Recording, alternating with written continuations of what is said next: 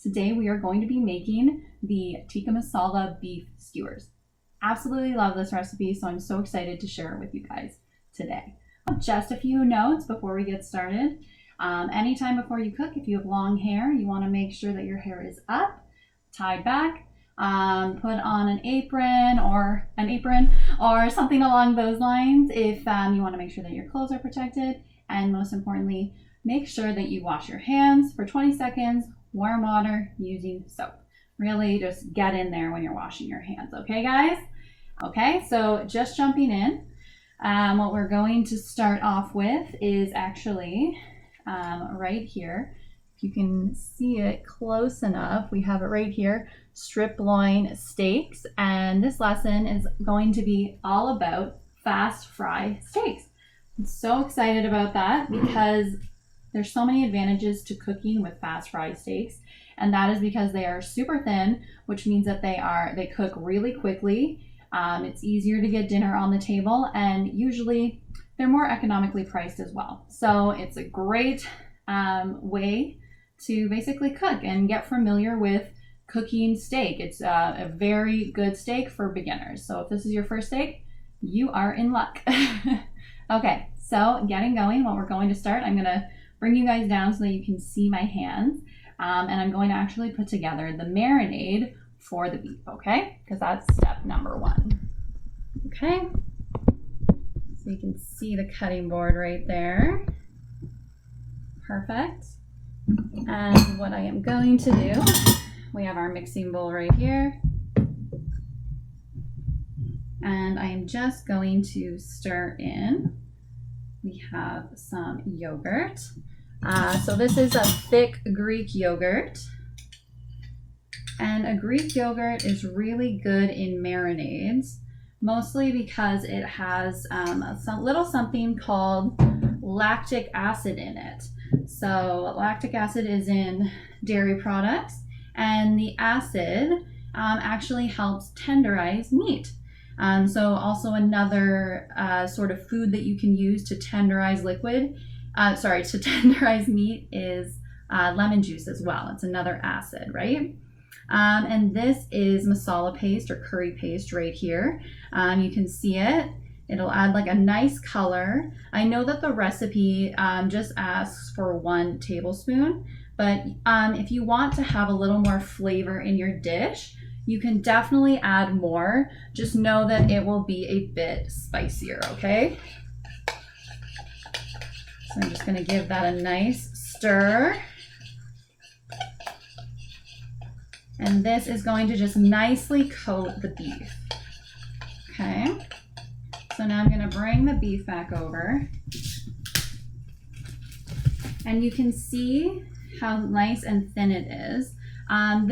This cut that I have here is actually, as I mentioned, the strip loin steak fast fry. But it's a little thicker than I normally get, but that's okay. Like, we're gonna work with exactly what we have. And basically, I'm gonna cut these in half. Remember, keeping your fingers tucked as always for knife safety. So I'm cutting that down, and this can go right into the marinade, okay? So we can do another one right down the middle.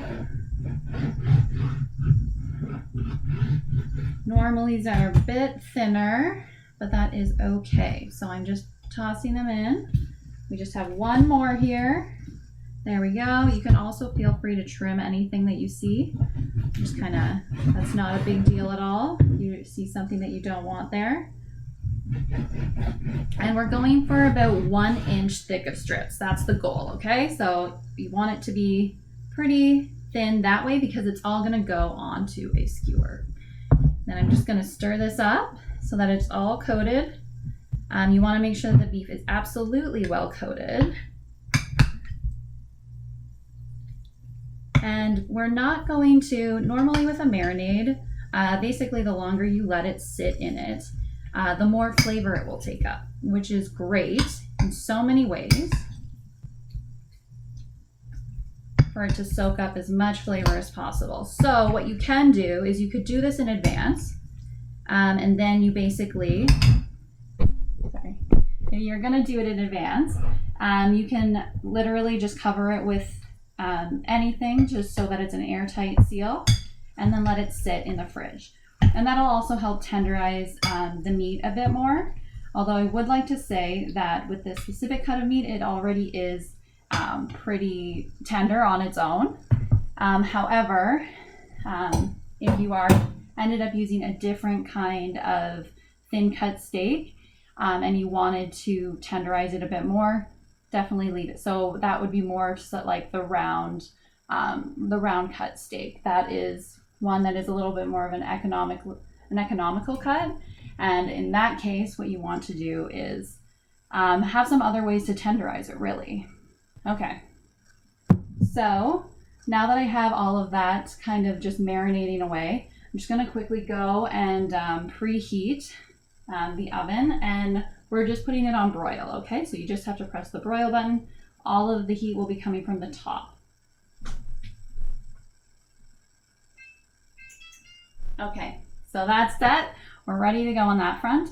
I'm going to actually, before I wash my hands, because I don't want to touch anything else because I just touched beef, I just wanted to go over a little bit of some of the different ways that you can actually tenderize meat, okay? So really there's a couple of different options. If you have a tough cut of meat, there's lots of different ways that you can improve the texture and make it nice and silky and really just like tenderize it at the end of the day. So a couple of these options are, you can use a meat mallet, which I have here. So basically what you would want to do, I'll point you guys back down again. So you would have the steak sitting here, and you just want to mallet it out, and that will help tenderize it. If that is not something that you have at home, that's completely okay. Another thing that you can do is just use a fork. I'll actually get one of the pieces out here to show you guys. So you can meat mallet it, and you just pierce it with a fork. Very simple, and this will just tenderize the meat a bit more. So that is just perfect right there. As mentioned before, another way that I talked about how you can tenderize meat is by putting it in a marinade. And that is actually it's basically called a chemical way of tenderizing things, because basically food is science when it comes down to it at the end of the day. And certain things like lemon juice and, as I said, yogurt or dairy and lactic acid, those are acids that are very commonly found in food. So you can use those as marinades to help break down certain proteins, specifically the collagen that's making that piece of meat tougher than it really needs to be at the end of the day. So those are my main tips for tenderizing meat. Another thing that you can do is actually, if you've ever seen shredded beef, what they do to tenderize it in that instance is they're cooking the recipe for a long time, low and slow. So basically it's the combination of there's a liquid present, you're cooking it for a long time, and you're cooking it over a very low heat, and that will break down connective tissue, which will help make your meat all nice and soft and really make it able so that you can shred it into like a really nice consistency. I need to show you guys how to actually skewer these, okay? So what we are going to do, I'm going to point you guys back down. You can see I have my wooden skewers, my small wooden skewers, and they have been just soaking in some water. Honestly, they're not going to be in the oven for that long because these pieces of beef are just so thin.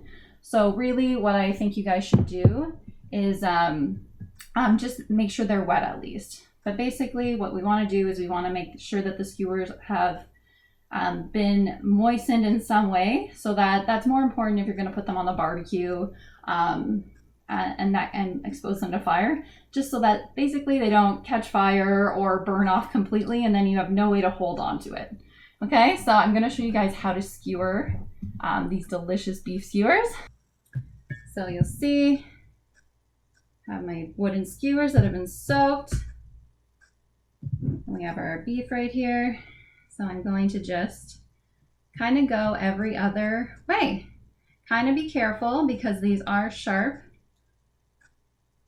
There we go. And as mentioned, the beef I'm working with here is a little bit thicker.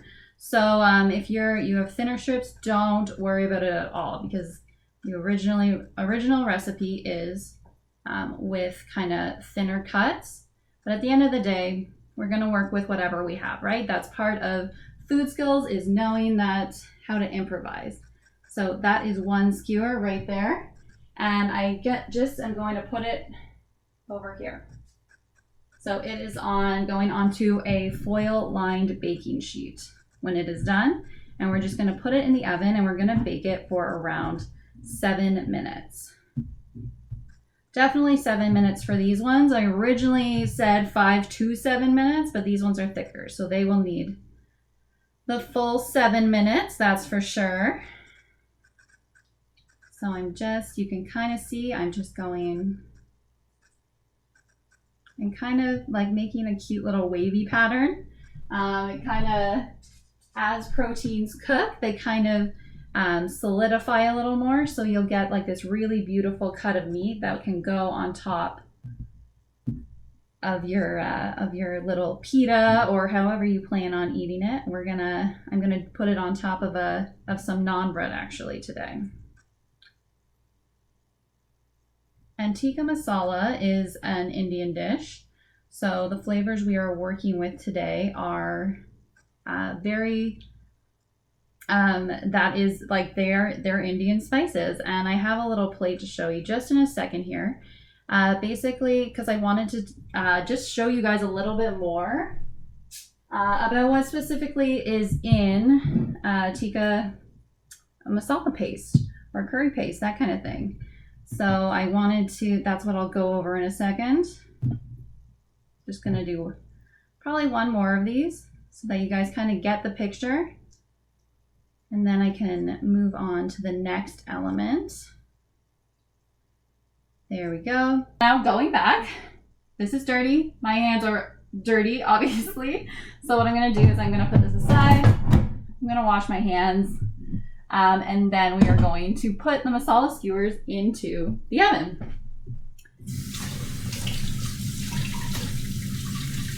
So I'm just over to the side here washing my hands. Warm water, as always, and soap 20 seconds, okay?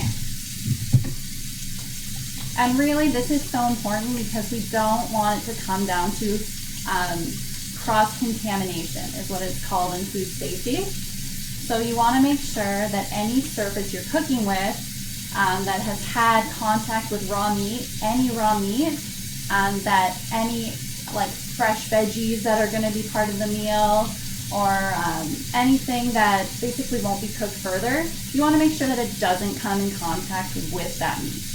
Very important for food safety, and I really want to reinforce that so that you guys are staying happy and healthy, and also that you have just some good habits right out of the gate.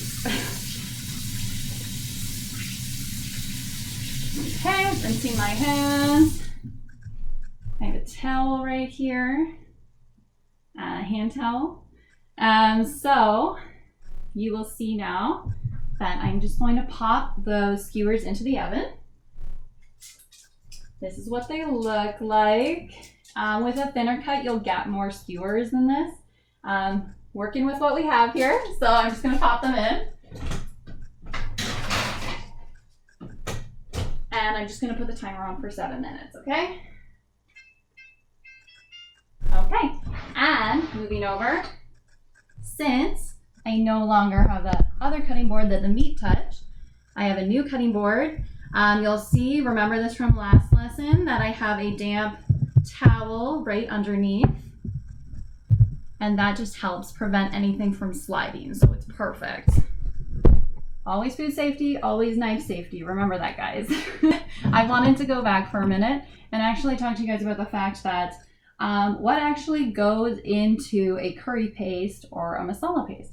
So you can see I kind of made a spice plate for you guys to kind of show you, because really a hallmark of Indian cooking is using quite a few different spices that are specific to Indian cooking, but using a variety of spices and using them almost, I would say, completely equally. So basically the key is that Indian food isn't necessarily always spicy, like oh my gosh, like hot chicken wing spicy. It can be, but also it's very flavorful spicy. It has so many good flavors. So if you haven't cooked with Indian spices in the past, this is a good introduction to it, because it's really easy, but I wanted you to know what kind of is probably in that spice blend, okay? So we're gonna take a look. So you can see my spice blend that I have here. So garlic, very common in Indian cooking, as well as onions. I would say it's a base for a lot of different cuisines. Definitely a base in Indian cuisine too. We have ground cumin here. Great. It's also used in a lot of different cuisines. Bay leaves. So when you're cooking with bay leaves, it kind of adds like a little bit of a bitter, deeper flavor. So you would put about 2 of these in like a big pot of soup or in a big curry, and then like a lot of different dishes basically. And then at the end of it, you would take it out. Okay, so you don't actually eat this one. You just cook with it, and it kind of infuses the flavor into it. And then you take it out at the very end, okay? So don't eat this one. It would not taste very good. It would be very bitter. Turmeric right here. This is like such a bright yellow color. Be a little careful if you're using turmeric around your white dishes, because it will stain your white dishes. Very potent. Love turmeric. This is chili powder, but not in the chili. There's 2 different kinds of chili powder. There's chili powder you are going to put in a chili, a regular chili, and then there's this chili, which is just ground up chili peppers, and it is hot spicy, like burn your tongue hot spicy. So you only want to use like a little bit at a time, just to make sure that people can taste the rest of the flavors. Like I'm going to say 1/4 teaspoon, and then you can work your way up, but definitely don't go over 1/4 teaspoon on your first time. Okay, guys? And then we have the cinnamon right here. This is like real cinnamon bark. So you can use ground cinnamon as well to get the flavor in there. But I love this because something that you can experiment with in different cuisines is actually using cinnamon in a savory dish. That's actually very common. Not as common in traditional North American dishes, but very common all over the world.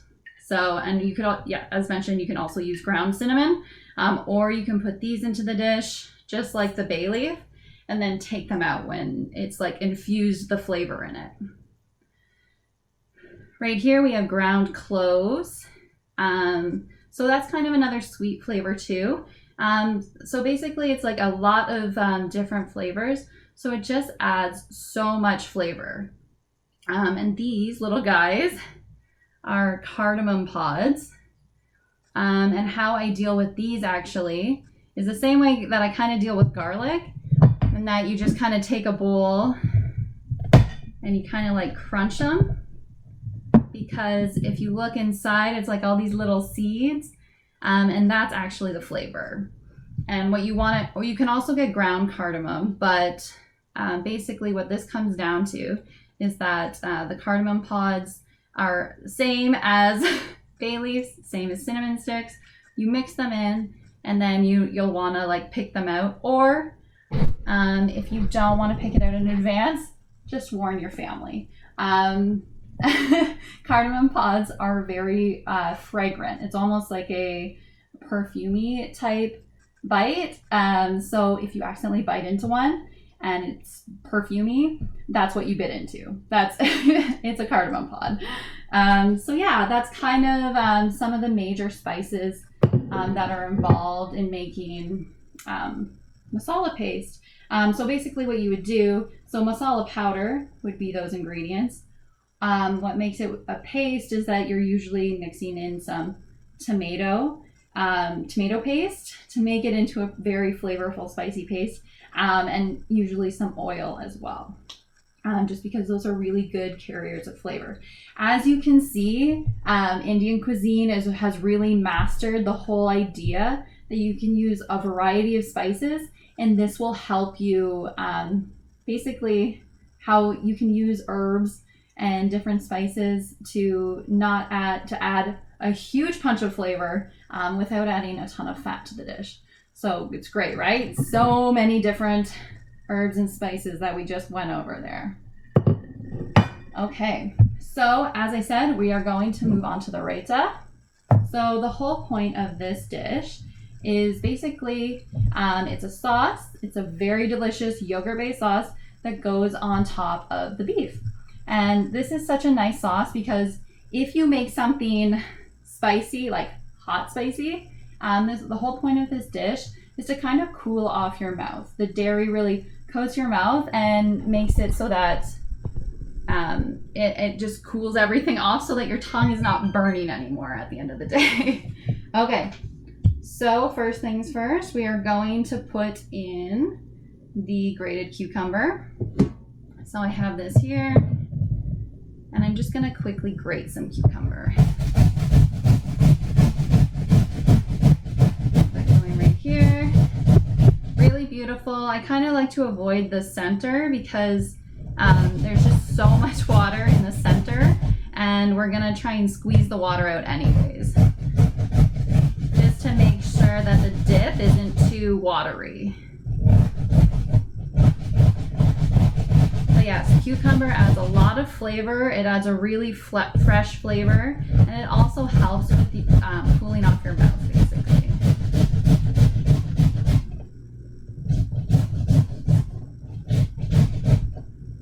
There we go. There we go. Okay, I'm just gonna take a quick second, dry off my hands, grab the beef from the oven.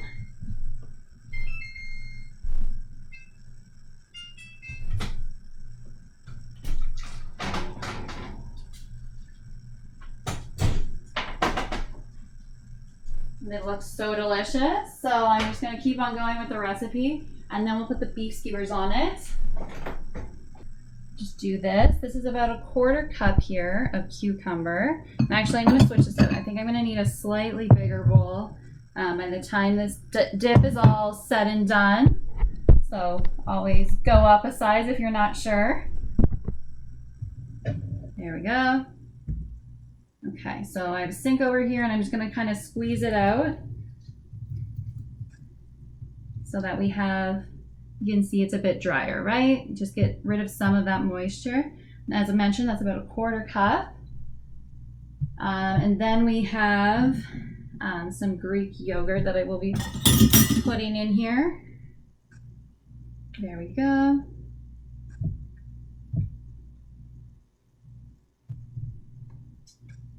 Greek yogurt, and it is 1 cup of Greek yogurt that is needed. There we go. And then once the Greek, so far we have grated cucumber, we have Greek yogurt. We're going to be adding in some chopped onion. It's 1/4 cup. And then we have a 1/4 teaspoon of salt. And we have a 1/4 teaspoon of pepper. There we go, that's in there. And we also just need to do 1 clove of garlic, okay? So just while I'm cleaning this up a bit, we're gonna take this moment to go over a little bit of the chopping technique again, right? Which we are drawing on from the skills that we learned last week. Okay, so I'm just gonna put this down.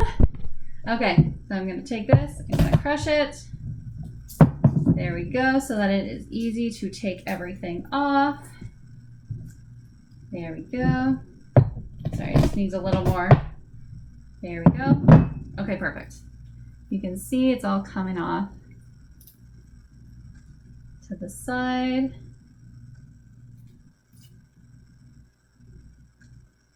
Okay, there we go.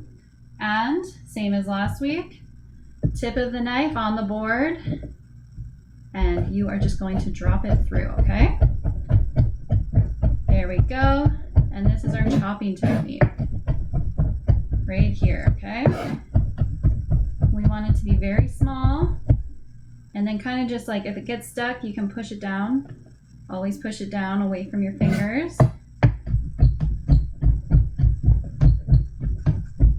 Being careful to keep your fingers far away from the sharp end of the blade. There we go.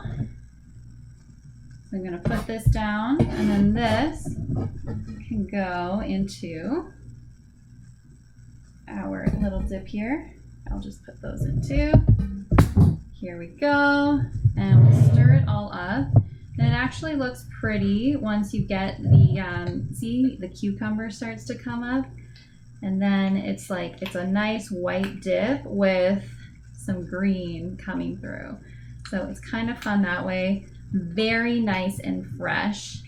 And it's Raita, if you guys are wondering. And this is just, once again, basically to cool down the palate. It also adds a lot of flavor. I love using yogurt as the base of my dips. It's also very common in Mediterranean dishes as well. So think like Greek food, that kind of thing, to use yogurt as the base for a dip. There we go. So that's all ready to go. Okay, and so basically what we're coming up to next is that we're just going to be, I have some of the sides here, and we're going to basically be putting together a plate, okay? We're ready to get going on that front. So I'll point you guys down. Okay, so what we have here is we have some naan. Once again, you can go for whole wheat naan, or you can go for white naan. Try and get as many whole wheats into your diet as possible, but kind of feel that out and see basically what you like that's whole wheat and what you don't like that's whole wheat. And remember to circle back and always try things again, because your taste buds change and you never know, right? So keep trying new things, okay? So we have the naan here on the plate. And then what we can do, I like to put a little bit of the sauce on the bottom, just to kind of like stick everything on there almost. And this is the raita that we just made. Raita also keeps well in the fridge for a while. So if you want to make this in advance, as well as marinate the beef in advance, it makes for a super easy meal. We can put a little bit of lettuce on here. I will do some sliced cucumber. See me doing this again? Knife safety again. Okay, so what you want to do is just keep your fingers tucked, thumb behind your hand, right? And just do some cucumber slices. There we go. And when you're building this plate, from a health perspective, right now, if you go and look at Health Canada, they talk about the whole plate, right? And you'll see that it's like half of the plate is veggies, and then you have meat as a quarter, you have carbs as a quarter, and then you'll have like a glass of milk or a glass of water or something along those lines. So in that, in the plate format, I just wanted to showcase that it doesn't have to be broken up like that. You don't have to have half of the plate veggies in terms of like they're separated from the beef, from the protein, beef, chicken, pork, fish, any of the eggs, all of those delicious protein options, and as well as the carb section. Sometimes your dish looks a little more jumbled. So just when you're building your plate, be aware that you're trying to err on the side of more veggies, like more color. And then you want to kind of have beef and have carbs, adding that flavor and adding those nutrients. But really, like, we are trying to incorporate more vegetables onto our plate, right? So, and the more vegetables you try, the more that you'll figure out what you like, what you don't like. And if you don't like them at the time, maybe you just haven't had it in the right way. That's something that I always love to say, because, for example, I'm trying to think. For example, I did not like blue cheese at all. Ugh. Like, really, it was not my thing. But what ended up happening is I tried blue cheese with pear and candied pecans in a salad, and now I like blue cheese. in certain context. So it's just one of those things where I like to think, don't say you don't like a food, just say, I haven't found a way that I enjoy that food yet. Because it's so important to keep an open mind, especially when you're cooking in the kitchen, right? Okay, so let's keep building our plate. You can see, so we have our carbs. We have a little bit of protein going on from the yogurt in the dip here. And really what we're coming on to now, just keep it on loading the veggies. I have a tomato here. There we go. And I'll just put a little bit of tomato on. I already washed all of these veggies before we came on, so make sure that as you're working with your veggies that you wash them. There we go. If you're having any trouble, so sometimes when tomatoes are too soft and your knife isn't sharp enough, you just don't have, like you just can't get through it and you're really pushing it and you're almost crushing the tomato. That's never a good feeling. So if your tomato is too soft or if your knife isn't sharp enough, you can always use a serrated edge knife. Like this one, you can use a bigger one. Once again, be careful, same rules, keep all your fingers tucked. And just kind of cut down. And also this one's pretty, like this kind of has a flat surface, but as always, if you are worried, just create a flat surface as soon as possible, okay? That's always safety number one. But you can see that the serrated edge is kind of nice. Okay, so I will just sprinkle this on top. We have some nice tomatoes. Look at all this nice color that we have going on. I'm gonna put a little bit of red onion, keeping those fingers tucked. And I like to do my onions with small pieces. I don't like it to be a huge bite of onion. That's my personal preference. But you can kind of see from the way that we are building this meal is that it's not a plate with just separate things. It's we're still incorporating all of those healthy elements that we need in a meal to make it a full meal, but it's all going to be kind of piled up so that we can kind of fold it up and enjoy it. That's basically what I'm getting at, is that there's just, you can be healthy and your food can still be really flavorful and tasty at the end of the day. Okay, I'm gonna grab those beef skewers. There we go. But you can kind of see that it's like nice that all of those flavors kind of like just basically came in there. And then we kind of just put that on top there. So there we go. So if they're really thin, I definitely would recommend putting 2 skewers on top if your beef is cut really thin. This is a little thicker, so I would say that 1 should do. But there you go. So that is the dish. There we go. Another fun tip that you can definitely do. So another fun tip that you can do is that if you want to get it off the skewer, you can just take a piece of naan and pull it off, okay? And that's just super simple. You kind of wrap it around and get a good grip, and you can just pull it off. There we go. Set that aside, and there you go. So this is super tasty and flavorful. Recommend putting like 1 more dollop on top.